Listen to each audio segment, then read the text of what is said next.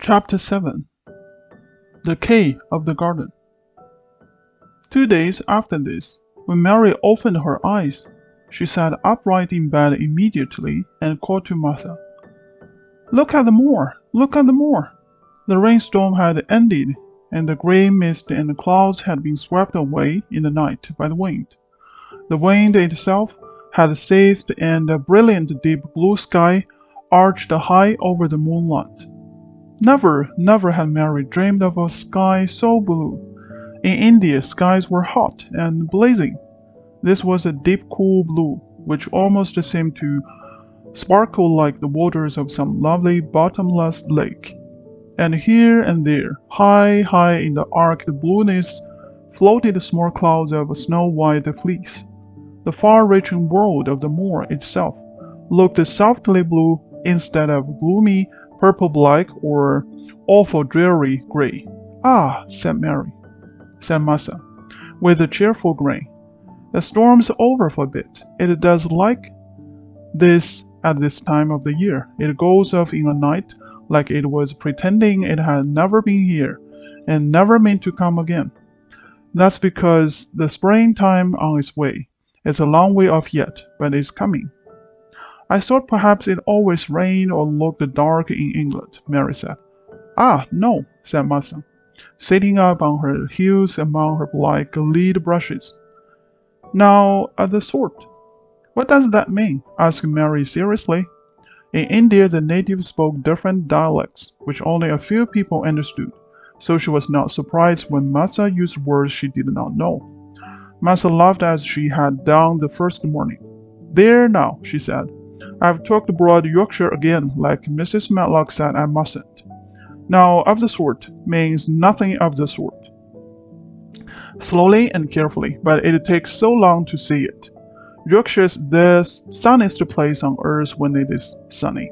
I told you you'd like the moor after a bit. Just you wait till you see the gold-colored gorse blossoms and the blossoms of the broom, and the heather flowering, or purple bells and hundreds of butterflies fluttering and bees humming and the skylark soaring up and singing. You will want to get out on it at sunrise and live out on it all day like Dickon does." "Could I ever get there?" asked Mary wistfully, looking through her window at the far-off blue. It was so new and big and wonderful and such a heavenly color. "I don't know," answered Martha. "You have never used the legs since you were born. It seemed to me that couldn't walk 5 miles. It's 5 miles to our cottage." "I should like to see your cottage." Martha stared at her a moment curiously before she took up her polishing brush and began to rub the grate again. She was thinking that the small plain face did not look quite as sore at the moment as it had been the first morning she saw it. It looked just like a trifle like little Susan Ann's when she wanted something very much. "I'll ask my mother about it," she said. "She's one of them that nearly always sees a way to do things. It's my day out today, and I'm going home." "Ah, I am glad. Mrs. Matlock thinks a lot of Mother. Perhaps she could talk to her." "I like your mother," said Mary. "I should think you did," agreed Martha, polishing away. "I've never seen her," said Mary. "No, you haven't," replied Martha. She sat up on her heels again and rubbed the end of her nose with the back of her hand as if puzzled for a moment, but she ended quite positively. "Well, she's that sensible and hard-working and good-natured and clean that no one could help liking her, whether they would sing her or not. When I'm going home to her on my day out, I just jump for joy when I'm crossing the moor. I like Dickon," added Mary, "and I've never seen him." "Well," said Martha, stoutly, "I've told you that the very birds like him, and the rabbits and wild sheep and ponies, and the foxes themselves. I wonder," staring at her reflectively, "what Dickon would think of you." "He wouldn't like me," said Mary in her stiff, cold-little way. "No one does." Martha looked reflective again. "How does you like it yourself?" she inquired, really quite as if she were curious to know. Mary hesitated a moment and thought it over. Not at all, really, she answered, but I never thought of that before. Martha grinned a little as if at some homely recollection. Mother said that to me once, she said. She was at her washtub and I was in a bad temper and talking ill of folk, and she turns round at me and says, "You young vixen, you, that you stand saying that doesn't like this one and that doesn't like that one. How does you like yourself?" It made me laugh and it brought me to my senses in a minute. She went away in high spirits as soon as she had given Mary her breakfast. She was going to walk 5 miles across the moor to the cottage, and she was going to help her mother with the washing and do the wicks, baking, and enjoy herself thoroughly. Mary felt lonelier than ever when she knew she was no longer in the house. She went out into the garden as quickly as possible. The first thing she did was to run the fountain flower garden 10 times. She counted the times carefully, and when she had finished she felt in better spirits. The sunshine made the whole place look different.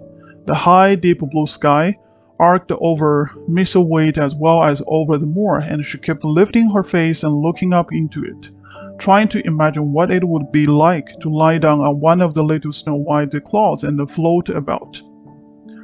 She went into the first kitchen garden and found Ben Weatherstaff walking there with 2 other gardeners. The change in the weather seemed to have done him good. He spoke to her of his own accord.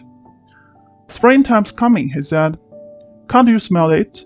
Mary sniffed and thought she could. "I smell something nice and fresh and damp," she said. That's your good rich earth," he answered, digging away. "It's in a good humor, making ready to grow things. It's glad when planting time comes. It's dull in the winter when it's got nothing to do. In the flower gardens out there, things will be stirring down below in the dark. The sun's warmer, and you will see bits of green specks sticking out in the black earth after a bit." "What will they be?" asked Mary. "Crocuses and snowdrops and daffodils. Has you never seen them?" "No."